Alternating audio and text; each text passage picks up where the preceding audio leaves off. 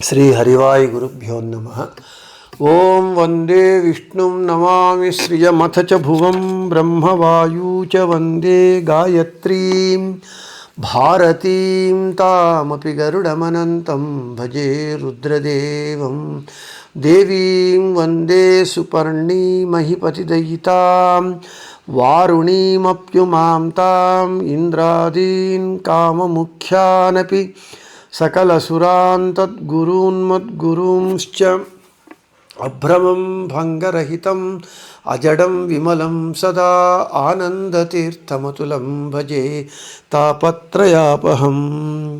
पूज्याय राघवेन्द्राय सत्यधर्मरताय च भजतां कल्पवृक्षाय नमतां कामधेनवे। पृथ्वीमण्डलमध्यस्थाः पूर्णबोधमतानुगाः वैष्णवाः विष्णुहृदयाः तान् नमस्ये गुरून् मम आपादमौलिपर्यन्तं गुरूणामाकृतिं स्मरेत् तेन विघ्नाः प्रणश्यन्ति सिद्ध्यन्ति च मनोरथाः। श्री विद्यासागरमाधवतीर्थगुरुभ्यो नमः। हरिः ओम्। लौकिक वैदिक भेद भिन्न वर्णात्मक ध्वन्यात्मक अशेष शब्दार्थ ऋगादि सर्ववेदार्थ विष्णुमंत्रार्थ अतएव भगवत् परमानुग्रह पात्रभूतानां सर्वदा भगवदाज्ञया भगवत्सन्निधौ पूज्यानां तथा भगवता दत्तवराणं। మన ప్రాతః సంకల్ప గద్య ప్రవచనంలో ఈ పంక్తి యొక్క విశేష వివరణను చెప్పుకుంటూ భగవత్ పరమానుగ్రహ పాత్రభూతానాం, భగవంతుని విశేషమైనటువంటి అనుగ్రహానికి పాత్రులైనటువంటి వారు మధ్వాచార్యుల వారు అని చెప్పుకుంటూ మొదటి అవతారంలో హనుమంతుడిగా ఏ విధంగా భగవంతుని విశేషమైనటువంటి అనుగ్రహానికి పాత్రులయ్యారు అని చెప్పుకున్నాం. ఎవరికీ సాధ్యము కానటువంటి సహభోగ అనుగ్రహానికి కూడా పాత్రులయ్యారు. ఇక భీమసేనులు వారు వాయుదేవుల వారు రెండవ అవతారంలో భీమసేనులుగా ద్వాపర యుగంలో కృష్ణుని సేవను అనితర అసాధారణంగా చేసి భగవంతుని విశేష అనుగ్రహానికి పాత్రులయ్యారు. అంటే భగవంతుని సేవ, భగవంతుని కార్యము మనకు ప్రథమో హనుమన్నామ ద్వితీయో భీమయేవచ పూర్ణ ప్రజ్ఞస్తృతీయస్తు భగవత్కార్య సాధక అని చెప్పుకున్నాం. వాయుదేవుల వారు 3 అవతారాలను చేసి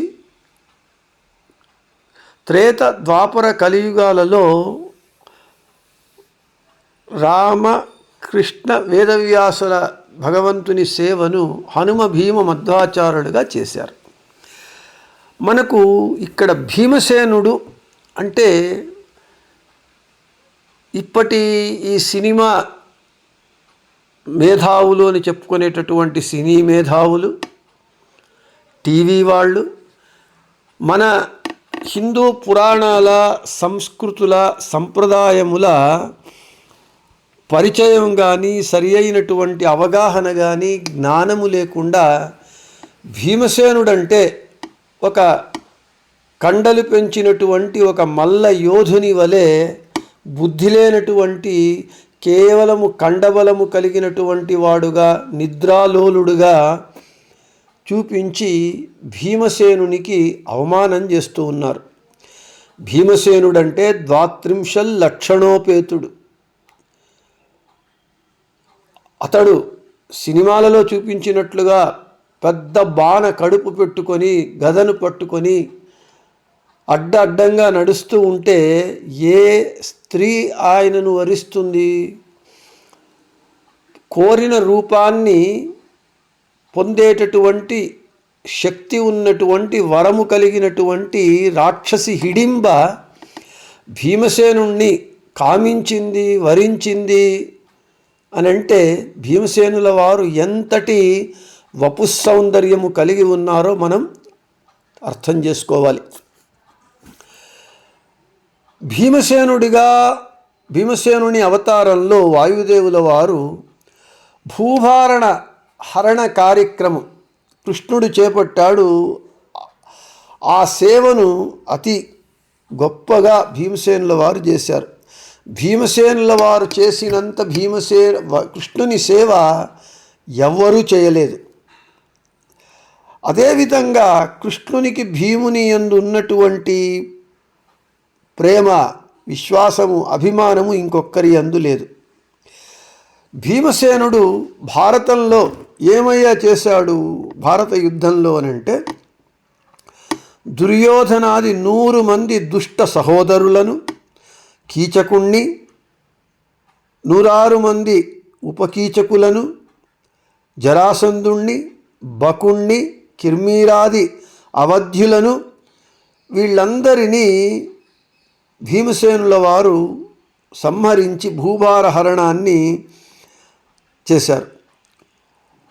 ఈ విధంగా దుష్టులను సంహరించి భూభార హరణం చెయ్యటమే కృష్ణునికి అత్యంత ప్రీతికరమైనటువంటి యజ్ఞము అని భావించి ఇంతటి మహత్కార్యాన్ని చేశారు.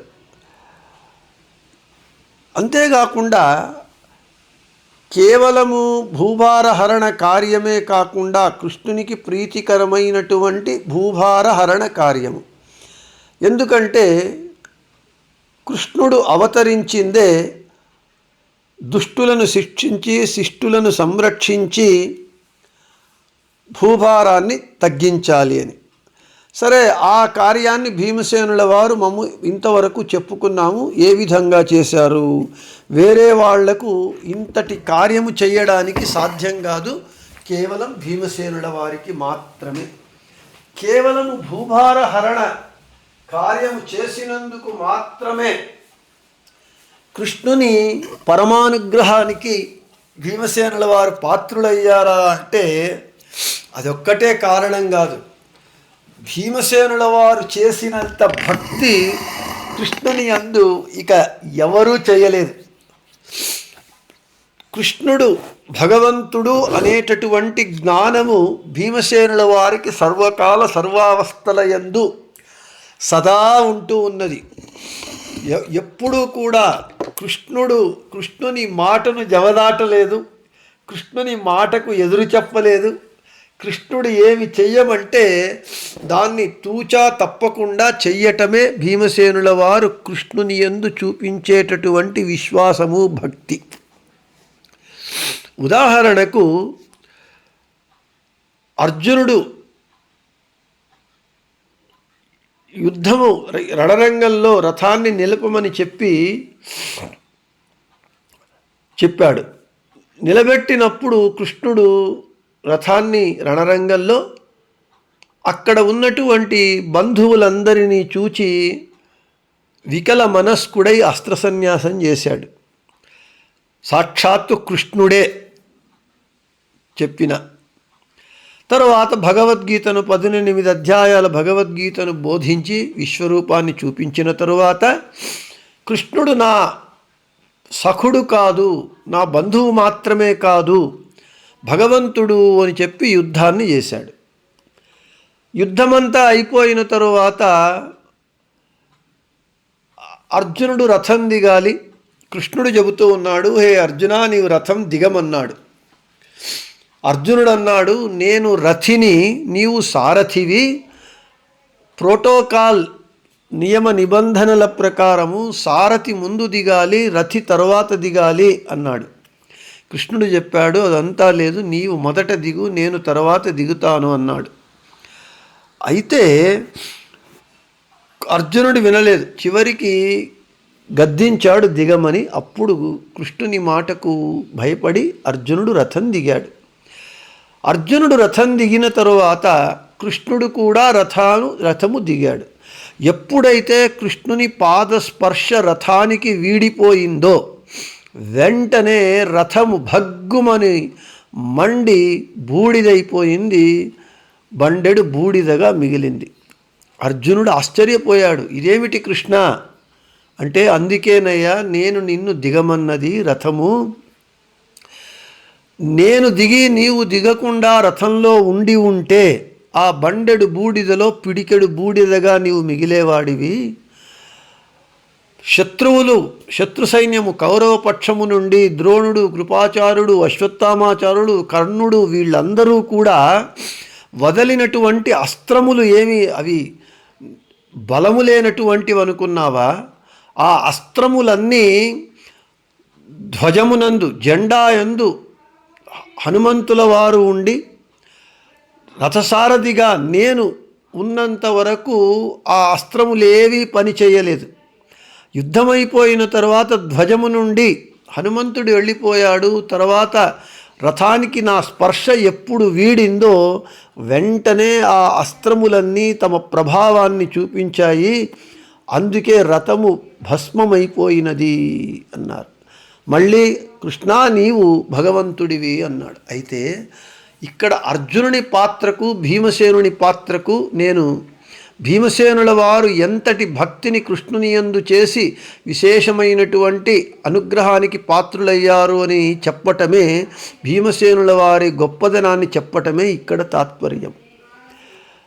18 అధ్యాయముల భగవద్గీత విని విశ్వరూపాన్ని చూసి యుద్ధములో కృష్ణుడు ఎన్నో మార్లు అర్జునునికి సహాయం చేసి ఇంత చేసిన కృష్ణుడు భగవంతుడు అనేటటువంటి జ్ఞానము సర్వకాల సర్వావస్థల యందు సదా అర్జునునికి లేదు.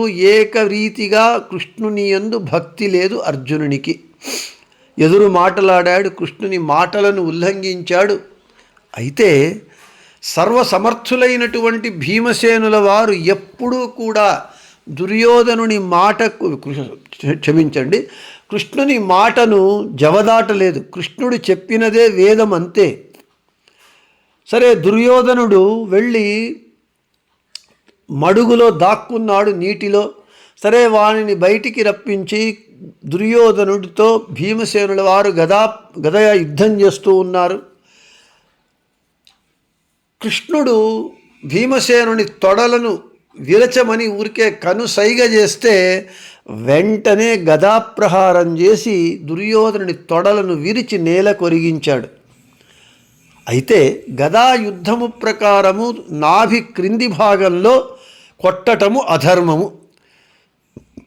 అయితే భీమసేనుల వారికి తెలియదా? గదాయుద్ధ ప్రవీణులైనటువంటి భీమసేనుల వారికి తెలియదా అంటే తెలుసు. అయితే ధర్మానికే ధర్మతత్వాన్ని ఇచ్చేటటువంటి ధర్మశబ్దవాచ్యుడైనటువంటి భగవంతుడైన కృష్ణుడు చెప్పిన తరువాత ఇక ఏది ధర్మము ఏది అధర్మము అనేటటువంటి విచికిత్స మీమాంస ఆలోచన ఏది ఉండకూడదు. అదే భీమసేనుల వారు చేశారు. సరే, తాత్పర్య నిర్ణయంలో మధ్వాచార్యుల వారు అది తొడ భాగం కాదు శక్తి భాగము అని నిరూపిస్తారు. అది ధర్మము అని, అది వేరే సంగతి. ఇది ఒకటి భీమసేనుల వారు భగవంతుడైన కృష్ణుని యందు చేసేటటువంటి అనన్యమైనటువంటి భక్తి. ఇంకొక ఉదాహరణ, యుద్ధమంతా అయిపోయింది. కృష్ణుడు మళ్ళీ వెనుదిరిగి వెళుతూ ఉన్నాడు ద్వారకకు. అందరూ విలపిస్తున్నారు కన్నీరు మున్నీరుగా, అయ్యో కృష్ణుడు మమ్ములను వదిలి వెళ్ళిపోతున్నాడు అని. అయితే వారిలో ద్రౌపది భీమసేనులు వీరిద్దరు మాత్రము విలపించటం లేదట. అప్పుడు కృష్ణుడు నవ్వుతూ అడుగుతున్నాడంట, హే భీమసేన, వీళ్ళందరూ నేను వీళ్లను వదిలి వెళ్ళిపోతున్నాను అని విలపిస్తూ ఉన్నారు, ఏడుస్తూ ఉన్నారు.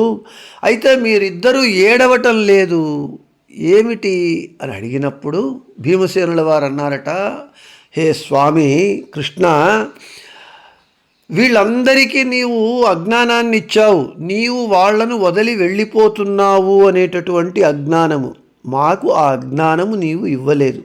నీవు మమ్ములను వదిలి వెళ్ళటం అనేటటువంటి ప్రశ్నే లేదు. ఎందుకంటే నీవు బింబరూపి అయి అందరి జీవుల యందు ప్రత్యేకంగా వారి హృదయ కమలములలో ఒక్క క్షణము కూడా ఎడబాటు లేకుండా నీవు సర్వత్ర వ్యాప్తుడై అందరిలో ఎప్పుడూ ఉంటావు. నీవు వెళ్ళడం అనే ప్రశ్నే లేదు. కాబట్టి నీవు మమ్ములను వదిలి వెళ్ళటం లేదు, మాతోనే ఉన్నావు అనేటటువంటి జ్ఞానము మాకున్నది, వీళ్లకు లేదు. అంటే భీమసేనుల వారికి కృష్ణుని యందు ఎంతటి అనన్యమైనటువంటి భక్తి. ఈ భక్తి అంతేకాకుండా ఎవ్వరూ చేయడానికి సాధ్యము కానంత భూభారణ హరణ కార్యము, కృష్ణుని కార్యాన్ని భీమసేనుల వారు చెయ్యటం చేత అతయేవ పరమానుగ్రహ భగవత్ పరమానుగ్రహ పాత్రభూతానా అని రాఘవేంద్ర గురు సార్వభౌముల వారు చెప్పారు. ఇక 3వ అవతారం మధ్వావతారం, మధ్వాచార్యుల వారు శ్రీమద్ ఆనందతీర్థులుగా అవతరించి ఎవ్వరికీ ఆజ్ఞ చేయలేదు భగవంతుడు. ఈ కలియుగంలో భూలోకంలో మధ్వాచారులుగా అవతరించి అంతవరకు ఉన్నటువంటి దుర్మతములను ఖండించి సత్సిద్ధాంతాన్ని స్థాపించమని ఎవ్వరికీ ఆజ్ఞ చెయ్యకుండా కేవలము వాయుదేవుల వారికి మాత్రమే భగవంతుడు ఆజ్ఞాపించాడు. ఎందుకయ్యానంటే ఈ కలియుగము కలి ప్రభుత్వం, కలియే ఎక్కడ చూచినా కలి వ్యాపించి ఉన్నాడు. వాడు అందరి మనస్సులను చెడగొట్టి దుర్మతములను బాగా వ్యాప్తి చేశాడు. అయితే కలిని ఎదుర్కొనగలిగేటటువంటి శక్తి ఒక్క వాయుదేవుల వారికి తప్ప మిగిలినటువంటి ఏ దేవతలకునూ లేదు. అందుకే మనము శాలిగ్రామం పూజ చేసేటప్పుడు అంబరణీ సూక్తముతో అభిషేకం చేసి నిర్మాల్య తీర్థం చేసుకోవడానికి ముందుగా శాలగ్రామ శిలాయాంతు నిత్యం సన్నిహిత కలిహి భీమసేన మహాబాహో గదయానోదనం కురు అని చెప్పి నీళ్లను అభిషేకం చేసి ఆ నీళ్లను పారవేసి మళ్ళీ అంబరణీ సూక్తంతో నిర్మాల్య తీర్థం చేసుకుంటాం. వాయుదేవుల వారి గదాప్రహారానికి వాయుదేవుల వారికి మాత్రమే వాడు కలి భయపడతాడు, ఇంక ఎవ్వరికి భయపడడు. కాబట్టి వాయుదేవుల అవతారము, వాయుదేవుల వారిని మధ్వాచారులుగా అవతరించమని వాయుదేవుల వారికి మాత్రమే భగవంతుడు ఆజ్ఞాపించాడు. దుర్మతములన్నింటినీ ఖండించి సద్వైష్ణవ సిద్ధాంత స్థాపన చెయ్యమని చెప్పారు. ఈ కార్యము వేరే ఎవ్వరికీ సాధ్యం కాదు కాబట్టి వాయుదేవుల వారికే భగవంతుడు ఆజ్ఞాపించారు. ఇక మధ్వాచారులుగా వేదవ్యాసుల వారు రచించినటువంటి సూత్రములకు భాష్యములను మనం మొదటే సకల సచ్చాస్త్ర కర్తృణామని చెప్పుకున్నాం. సకల సచ్చాస్త్ర గ్రంథములను రచించారు. బ్రహ్మసూత్రములకు భాష్యాన్ని రచించి వేదవ్యాసుల వారికి సూత్రములకు భాష్యాన్ని రచించి వేదవ్యాసుల వారికి సమర్పించినప్పుడు వేదవ్యాసుల వారు ప్రథమావతారంలో అంటే హనుమదవతారంలో అనుగ్రహించినటువంటి సహభోగాన్నే ఇంకా వృద్ధి పొందేటట్లుగా విశేష అనుగ్రహాన్ని చేశారు అని సుమధ్వ విజయం చెప్తూ ఉన్నది.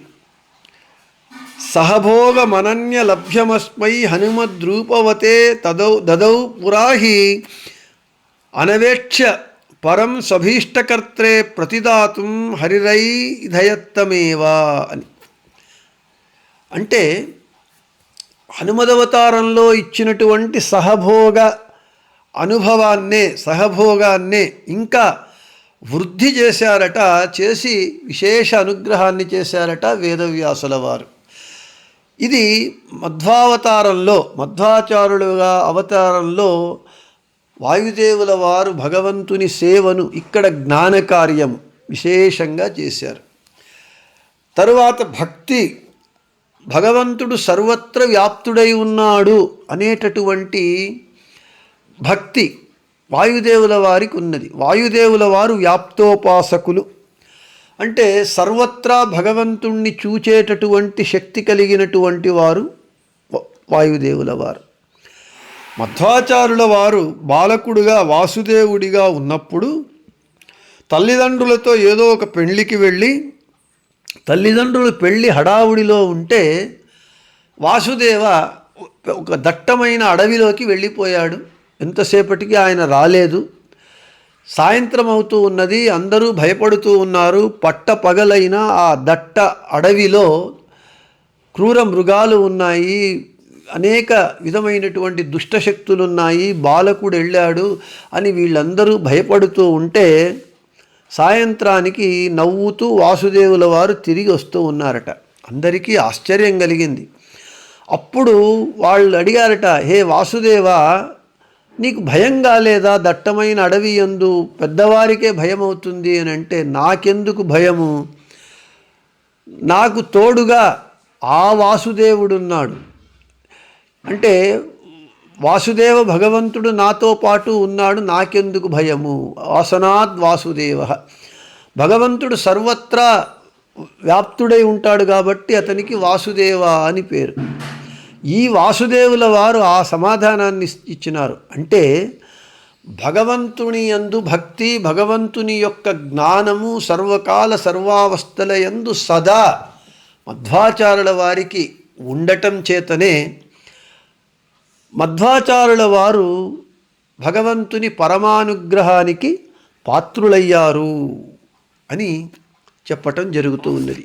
ఈ విధంగా అతయేవ భగవత్ పరమానుగ్రహ పాత్రభూతానాం అనంటే ఇన్ని విషయాలున్నాయి.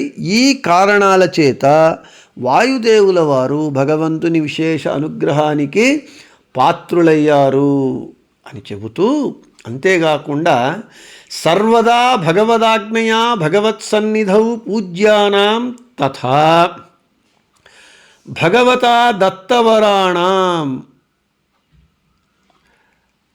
అంటే ఇంకా విశేషమైనటువంటి అనుగ్రహం ఏమిటి అని అంటే, భగవంతుడు తన భక్తులకు ఆజ్ఞాపించాడు, నా పూజ చేసేటప్పుడు నా సన్నిధానంలో, నా పూజా సమయంలో, నా పూజ తరువాత, నా పూజతో పాటుగా వాయుదేవుల వారి పూజను కూడా చెయ్యాలి అని